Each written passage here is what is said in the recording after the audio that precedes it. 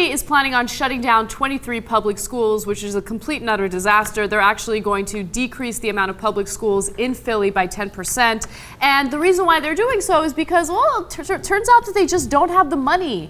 Except they have $400 million to build a new penitentiary. Why don't they just take what the kids that were in the school and just put them right into the penitentiary, right? Just to make the system a little bit more efficient. I mean, I feel like that's what they're planning. The school to prison pipeline is no joke. It's a real thing that you're seeing here in the US right now, where kids, and usually minority kids, will get suspended or expelled for stupid, nonviolent offenses, and then they'll go to juvenile detention centers. Now, we don't know if that's actually going to happen in this particular case, but again, you're shutting down 23 public schools, and you're using $400 million to fund a prison. And by the way, this will be the second most expensive state project ever. Yeah, but they don't have enough money. And my guess is they probably have money for tax cuts for the rich, though. They do. Oh, really? Huh, interesting. Yes. So Pennsylvania's GOP-controlled House of Representatives recently passed a tax break for corporations that will cost the state an estimated $600 to $800 million annually. Now, come on, think about that. How can they possibly say they don't have enough money? They just wasted $600 to $800 million. And you know what they say? Oh, no, that attracts businesses. And it increases jobs and then increases revenue. That's their excuse all the time. Nonsense. Two quick examples, and I can give you 100 of these. Chris Christie said same exact thing in New Jersey. Oh, I'm going to increase jobs. That's why I'm giving him tax breaks. And then it turns out it didn't increase jobs. In fact, one of the companies cut 100 jobs. Chris Christie's like, all right, well, your tax breaks, I'm going to cut them by like 12%.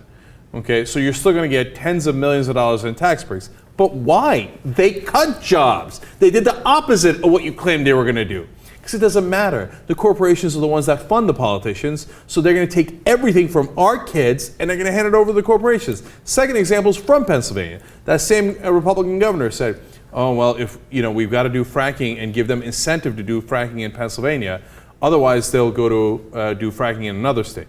Now, first of all, they're fracking in all the states anyway, okay? Second of all, in order to get the gas underneath Pennsylvania, they've got to be in Pennsylvania. Yep. They can't get your gas from another state. So it's such an obvious lie, because it isn't the point. The point isn't to create things that are better for Pennsylvania or Philly or anything like that. The point is, I got elected by taking a lot of contributions from, whether it was the fracking industry in that case, or in this case, by the way, the reform movement, where charter schools make more money, private schools make more money. The more you shut down public schools, the happier those guys are, and they give a tremendous amount of contributions. And then lo and behold, we shut down a lot of public schools and had to privatize education where people made more money. Really surprising how that turned out. And the argument that they'll always use when it comes to privatizing education is, well, look at these public schools, they're failing.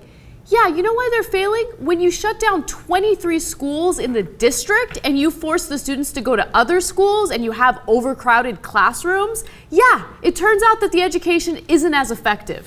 And then they will use that argument and say, well, you see that, now they're failing even worse. We've got to shut more of them down and we're going to turn more of them private. Right? I know. It's really depressing. And then the prisons will get overcrowded, and then they'll say, well, you see, that's why we've got to build more prisons, and we're going to turn more of them into private so that they could be more efficient, and then they'll have more incentive to shut more schools down and create even more prisons. And this is happening all across the country, and it's sick, and it's destroying opportunity for the next generation, which is what the American dream is supposed to be all about.